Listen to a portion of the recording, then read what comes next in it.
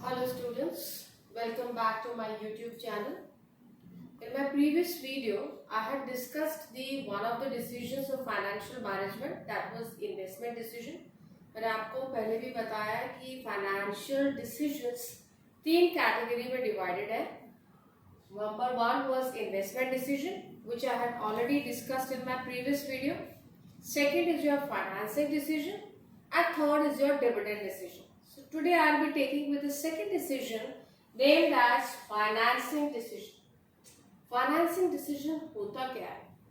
Investment decision में हमने discuss किया था कि पैसा कहाँ लगाना है, कितना लॉन्ग टर्म में लगाना है, कितना शॉर्ट टर्म में लगाना है, और वही जो पैसा हमें लगाना है वो हम किन किन सोर्सेस से उठा सकते हैं. That will be decided in the financing decision. What ratio has to be maintained between debt and equity? That has to be decided in the financing decision. So financing decision deals with the determination of sources of finance. दो sources हो सकते हैं, either from the owner fund or from the borrowed fund. Owner fund also known as shareholders fund, and borrowed fund can also be recognized as debt capital. Amount to be raised, कितना पैसा उठाना है हर source से, looking into the facts the cost of each source of finance, कि हर source से पैसा उठाने में कंपनी को कितनी कॉस्ट लगेगी. ये डिसीजन दो कैटेगरी में डिवाइडेड है, financial planning and capital structure. Financial planning में हम डिसाइड करते हैं कितना पैसा चाहिए, किस टाइम पर पैसा चाहिए, और किन किन सोर्सेज से हम पैसा उठा सकते हैं, either from the owners fund और from the borrowed fund.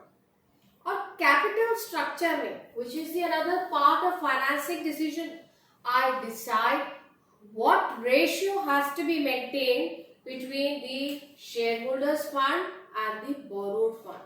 So as I told you, financing decision is divided into two categories. Number one is your financial planning and number two is your capital structure.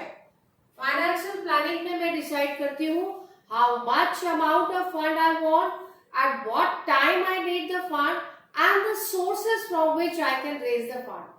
और वही मैं capital structure में decide करती हूँ what ratio I have to maintain between debt and equity. तो अब हम sources के बारे में डिस्कशन करते हैं कि कौन से दो सोर्सेस के बारे में बात की गई यहाँ पे. There are two sources as I told you above also, shareholders fund also known as owners fund, and the another category is your borrowed fund.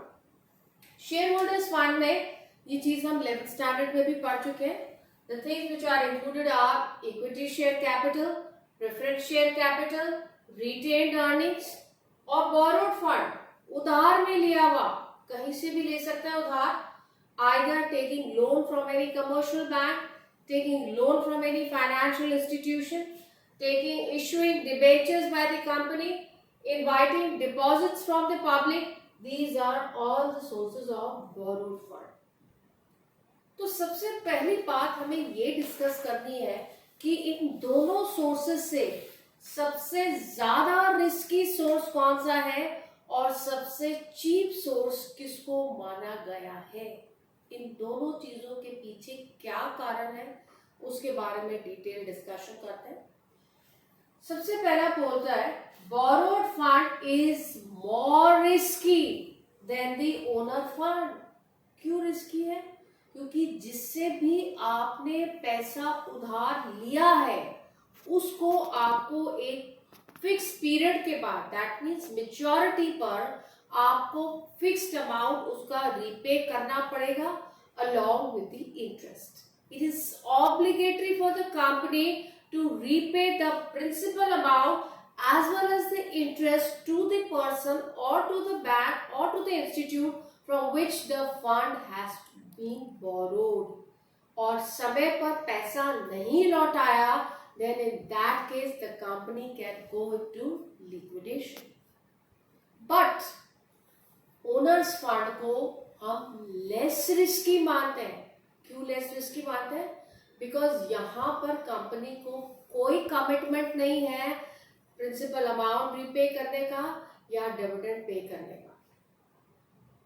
होगा तो पेमेंट किया जाएगा इक्विटी शेयर होल्डर्स को, कंपनी के पास प्रॉफिट्स की availability होगी तो payment होगा इक्विटी शेयर होल्डर्स को, और अगर कुछ भी नहीं है कंपनी के हाथ में, nothing is left, then in that case there is no obligation to repay the amount to the equity shareholders. तो हमने ये देखा कि सबसे ज्यादा risky source of finance debt capital को बोला गया है, बोरोड फंड को बोला गया है, और ओनर्स फंड को लेस रिस्की बोला गया है। ये जो रिस्क बोरोड फंड के साथ अटैच्ड है, इसे हम अपनी टर्मिनोलॉजी में, बिजनेस टर्मिनोलॉजी में भी addressed is at financial risk. Financial risk means the risk of default of payment is known as financial risk and this risk is associated with debt financing. अगर company borrow किया हुआ पैसा वापस नहीं लौटा पाई interest के साथ, then risk of the company, this risk associated with the company is known as financial risk. So financing decision basically involves analyzing two factors, that is the risk and the cost associated with each source of finance. अब आता है हमारा दूसरा point, very important point, कि दोनों source, जब हम cost की बात कर रहे हैं, यहाँ पर हम देखते हैं क्या कॉस्ट है, कि बोरोड फंड और ओनर फंड में से कौन से सोर्स ऑफ फाइनेंस को चीप सोर्स ऑफ फाइनेंस बोला गया। Point to be noted, borrowed fund is the cheapest source of finance compare to the owner fund. आपसे एग्जाम में 2 नंबर के पास में ये क्वेश्चन पूछा जा सकता है कि क्यों, what are the 2 reasons. Number 1, the interest which is paid on the borrowed fund is a expense and it is reduced from the profits of the company, because of which the company enjoys the advantage of taxing. That means interest जो पे किया जा रहा है borrowed fund को, वो company के profits में से डिडक्ट होता है, जिसके कारण प्रॉफिट्स कम हो जाते हैं, और जब उस पर टैक्स का कैलकुलेशन होता है, that figure also comes out to be less and the company enjoys the advantage of tax saving. और दूसरा क्या कारण है, दूसरा रीजन आप बताएं कि बिकॉज द लेंडर्स कौन, जो पैसा उधार दे रहे हैं कंपनी को, वो अश्योर्ड है कि एक टाइम के बाद उन्हें उनका प्रिंसिपल अमाउंट इंटरेस्ट के साथ मिल जाएगा। In because of this situation they are ready to give the loan to the company at low rate of interest. ये भी एक कारण है जिसके कारण से माना जाता है कि बोरोड फंड एक चीप सोर्स ऑफ फाइनेंस है। So as it is clearly written, because lenders earn a assured return and repayment of capital, their risk is lower than the risk of equity shareholders. यहाँ पर जब मैं risk की बात कर रही हूँ लेंडर्स के पॉइंट ऑफ व्यू से, लेंडर्स को रिस्क कम है। क्यों कम है? कंपनी को रिस्क ज्यादा है बट लेंडर्स को रिस्क कम है। क्यों कम है? क्योंकि उन्हें एश्योरिटी है कि उन्हें उनका पैसा इंटरेस्ट समेत एक समय के बाद मिलेगा ही मिलेगा। So because of which they require a low rate of return than equity shareholders. वो कम रेट ऑफ इंटरेस्ट पर भी कंपनी को लोन देने के लिए तैयार हो जाते हैं। इस कारण से बोरोड फंड को चीप सोर्स ऑफ फाइनेंस बोला। 2 पॉइंट्स हैं, आप दिमाग में रखेंगे। Number 1, the interest which is paid is a tax deductible source. And number 2, because they are assured that they would get back their amount, they are ready to give the loan to the company at low rate of interest. So these are the 2 reasons you must quote in your exam if they put up the question that why borrowed fund is considered to be a cheap source of finance.